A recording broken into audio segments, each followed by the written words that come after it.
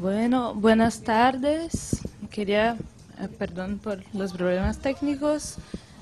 Muchas gracias a Alejandro y al evento por invitarme. Yo voy a hacerles una presentación corta sobre algunos desafíos que podemos pensar, al menos en Brasil, si tenemos la cuestión de pasar más allá del paréntesis de Gutenberg. Yo elegí dos puntos que son el acceso a la red y las reformas del derecho de autor. Ahí, como vemos por la temática del paréntesis, si vamos a pasar en una etapa en que el autor ya no es individual, que utilizamos las nuevas tecnologías para el sampling y para todas esas nuevas formas, nuevas maneras creativas, tenemos que pensar en la gestión del acceso y flexibilidad del derecho de autor, que por sinal es de la época por ahí de Gutenberg y con preceptos tradicionales. Entonces voy a partir del análisis del caso de las land houses en Brasil, que son locutorios acá.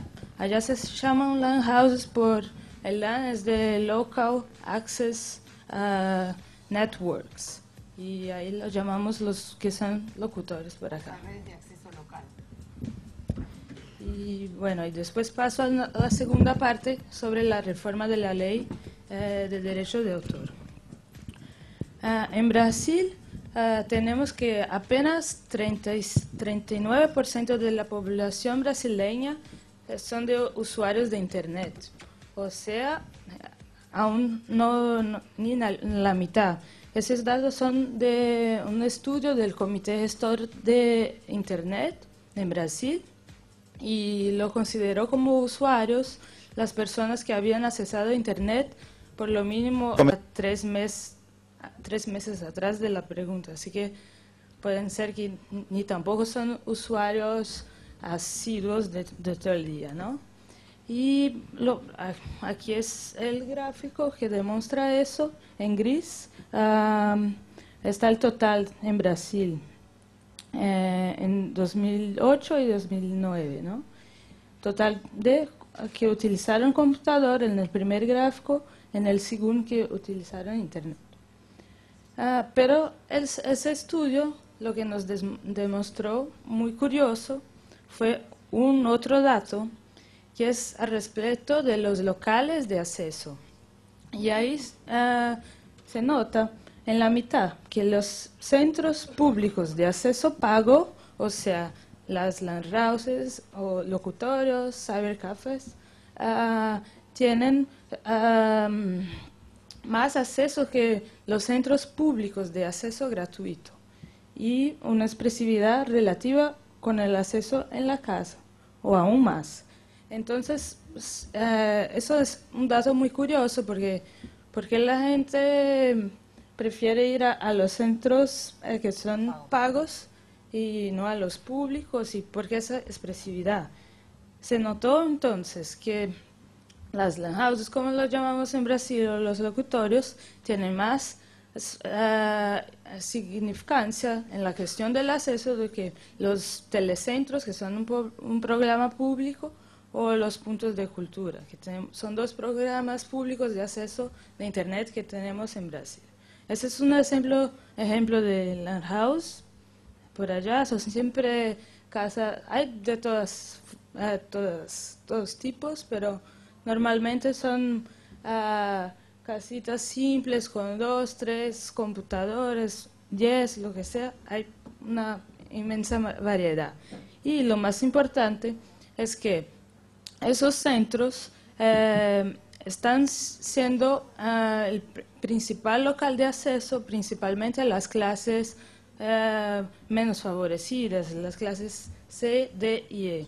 Y en ese gráfico se demuestra desde una hora de pesquisa específicamente sobre land houses, que demuestra que el acceso principal en esos puntos son de jóvenes que van de los 10, ahí el pico tope adolescentes de los 16 a 24 y ahí baja un poco, pero aún 25 a 34.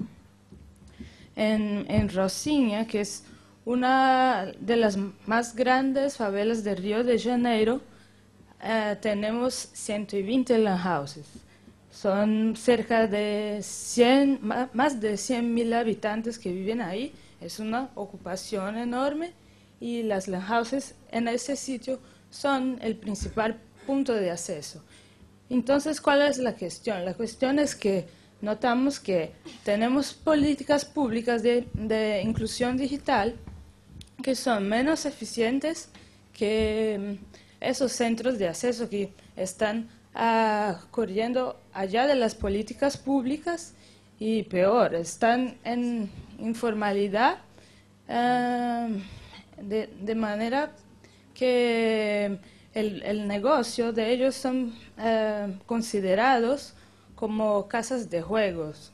Y entonces se establecieron una serie de leyes en Brasil que imposibilitan que casas de juegos estén cerca de las escuelas, que esto, bueno, está bien, pero si las landhouses, los locutores son considerados casas de juegos, tampoco puede estar cerca de las escuelas. Esa es una ley de Río, no está en todo el país, pero hay varias otras leyes que tampoco consideran una caracterización adecuada a las landhouses, y entonces toda esa inclusión está corriendo en la informalidad y sin incentivo del poder público, aunque tiene toda esa posibilidad de ser un lugar muy importante, principalmente para las clases menos favorecidas, ¿no? Entonces tenemos esta cuestión en Brasil, si pensamos el acceso a Internet, que es pensar la landhouse en la informalidad y como un centro de inclusión digital. Aquí, rapidito, demuestro unos gráficos que son las razones de la frecuencia. Y lo más interesante es que, aunque la gente tenga computador, también va a esa landhouse. ¿Y por qué? Porque son también centros para encontrar personas, para creación, se transforman como también un laboratorio, tienen grande potencial para usos más creativos y educacionales. Ese gráfico también presenta los servicios y cómo entonces pensar que esos lugares son apenas casas de juego es un equívoco. Con esas conclusiones y con lo que hemos trabajado, con lo que hemos trabajado, conseguimos crear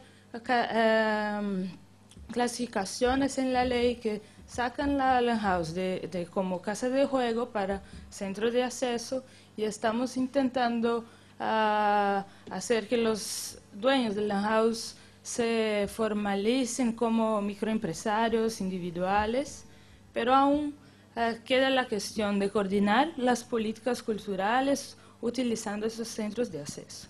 Y ahora paso a la segunda parte de mi presentación, que es sobre el derecho de autor, y si ya garantiza el acceso, si hipotéticamente tenés la población conectada y pues manejando las nuevas tecnologías, para mí aún tenemos otro punto que es lo que trabajamos allá en el Centro de Tecnología y Sociedad, que es también con el derecho de autor.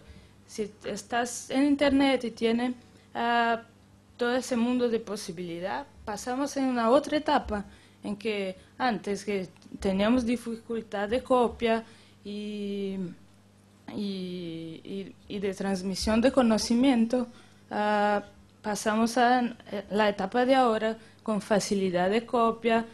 Pasamos entonces de una etapa de medios de comunicación masivos, donde el contenido era producido por pocos para muchos. Pasamos ahora para una etapa de comunicación distribuida, en que la producción puede ser de muchos para muchos, con creación colaborativa, como ejemplos de la Wikipedia, como ejemplos de cloud SoundCloud, en que el consumidor es productor al mismo rato, la cultura del remix, que como lo presentaron hoy más por la mañana, de los mashups, eso todo, para que sea posible, tenemos que repensar el derecho de autor también después del paréntesis de Gutenberg, como una manera más flexible. Pero en Brasil tenemos una ley de derecho de autor muy estricta y los debates internacionales van hacia intentos de extensión del tiempo de protección de una obra, criminalización de conductas, aumentos de penas, restricciones de acceso a la red, como lo que hay en Francia de la ley Hadopi, que es una ley que impone que si tú como usuario bajas algún contenido que es protegido, como 3 veces, te avisan 1 vez, 2 veces, a la tercera te cortan. Entonces, los debates internacionales van por una tendencia que para mí son peligrosas. En Brasil intentamos hacer una reforma por un otro lado, en un proceso muy interesante que después le va a explicar mi colega Pedro, también de la Fundación, que es un proceso que está pasando en Brasil de utilizar las nuevas tecnologías para hacer revisiones de la ley. Entonces, la revisión de la ley de derecho autoral pasó por una consulta pública en una plataforma en la web, y ahí con todos los artículos, se dice también, de la ley, uno podía opinar y hacia qué sentido pensaba que debía ir, y ahí aún estamos en ese proceso. Se acabó la consulta, el Ministerio de Cultura está haciendo el texto final, pero la ley va en el sentido de permitir copia privada. Por ejemplo, si yo puedo copiar cosas para mí, cambios de formatación de obra, pero principalmente también prácticas de uso justo y prácticas para fines educacionales. Todas esas cosas no estaban previstas en nuestra ley. Entonces, básicamente, rapidito, fue eso.